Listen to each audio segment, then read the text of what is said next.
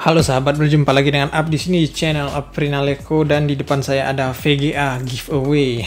Jadi subscriber yang ngasih giveaway ya, bukan youtubernya. Aduh. Tapi syukur sih alhamdulillah, karena maklum youtubernya ini masih kiri-huri adsense-nya bro. Di depan saya ini ada Sapphire Sapphire Nitro RX 580 4GB.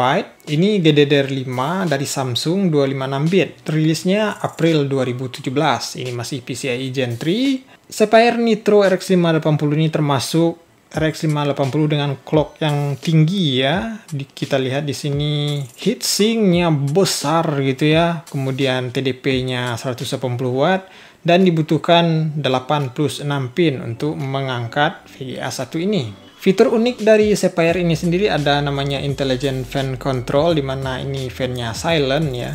Menyesuaikan sekali dengan suhu dan daya. Kemudian kapasitornya ini di dalamnya semua yang tangguh-tangguh aja yang ditancapin ya. Kemudian juga sudah support HDR dan FreeSync 2.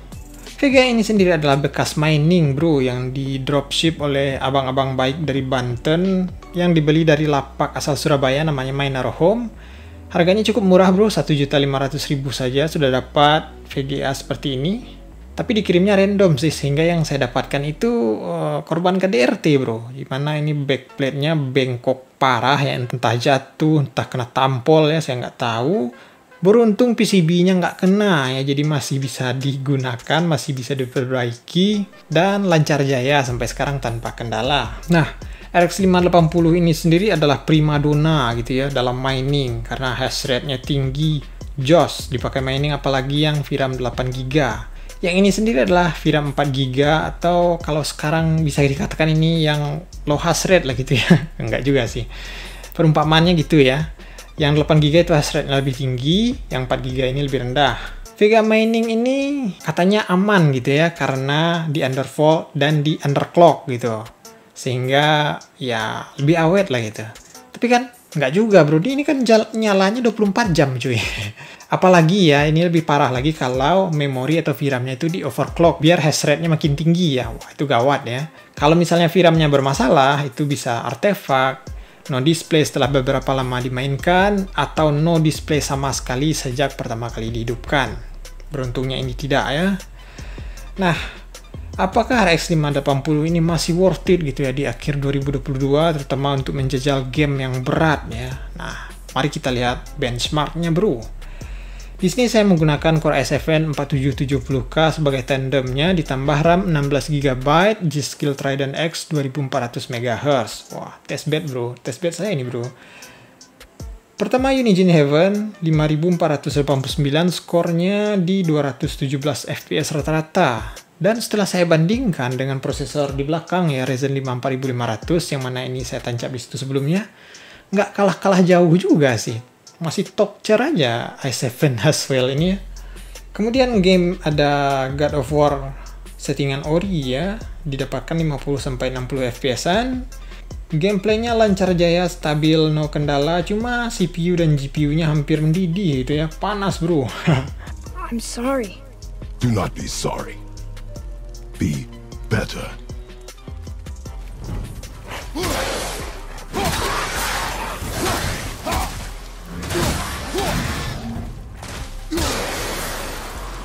Watch Dogs Legion ya, settingan medium, di sini cukup stabil juga di 60 FPS-an. Lanjai-lanjai aja bro, nggak ada kendala ya sejauh benchmark ini.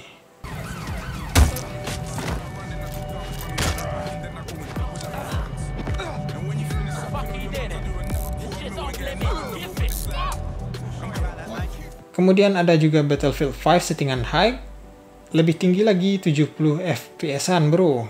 Tapi suhunya masih tinggi sih, begitu juga dengan daya sepertinya.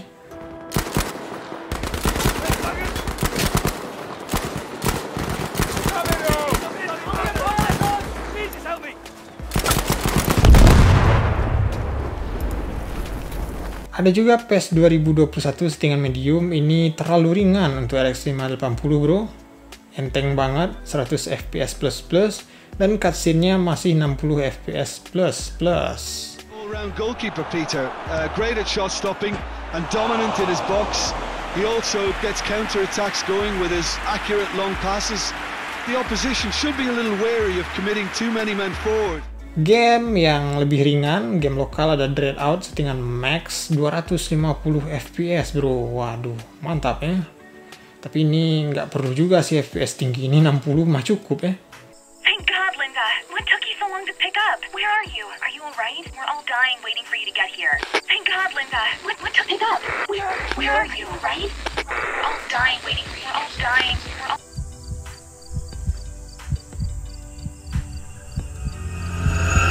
Lalu ada Shadow of the Tomb Raider settingan high, juga didapatkan 60 fps rata-rata bro.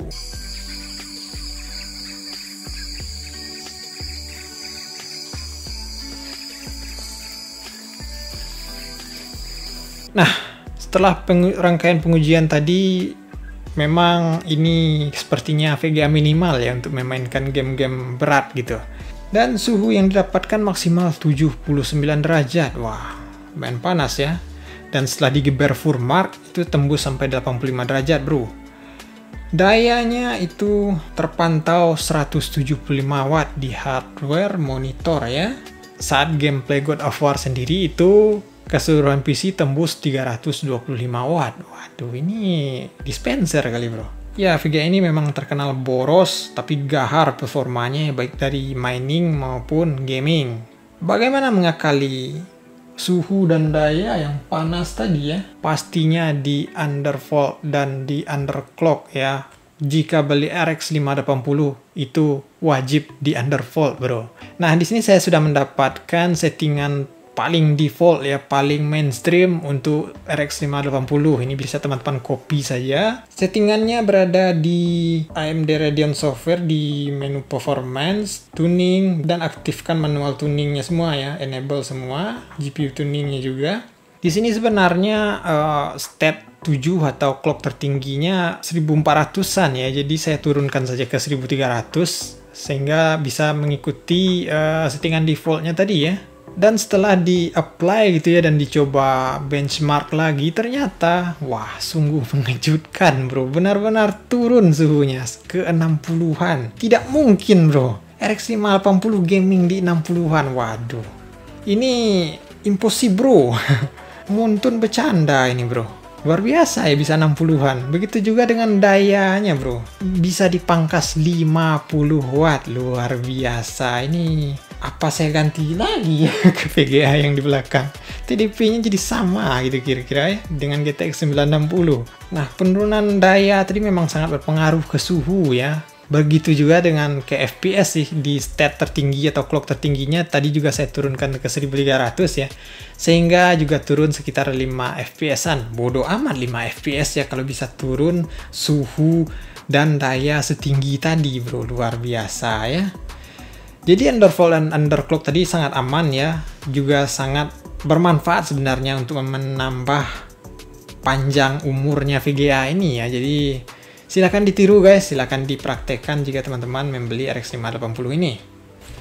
Oke guys, saya rasa itu saja bahasan singkat versi saya mengenai VGA RX 580 ini. Terutama Sapphire Nitro ini ya. Luar biasa performanya bro, apalagi setelah di undervolt dan underclock tadi. Jadi ini sebenarnya sangat worth it untuk dibeli ya. Tapi sayangnya kesempatan untuk mendapatkan VGA ini yang masih sehat itu cukup sulit ya. Perjudian yang cukup besar jika membeli VGA RX 580 bekas mining seperti ini. Jadi hati-hati saja guys bagi teman-teman yang berminat membeli VGA ini. Pastikan kondisinya sehat ya pada penjualnya. Tes dulu saat barang diterima, jangan langsung dikonfirmasi. Jika tidak ada kendala, tidak masalah, silahkan dikonfirmasi penerimaannya bro. Kalau ada masalah, ya komplain dan retur lagi. Baiklah guys, terima kasih banyak sudah menonton. Sekian konten kali ini. Jika ada kritik saran yang ingin disampaikan, silahkan tulis di kolom komentar. Sampai jumpa di video selanjutnya.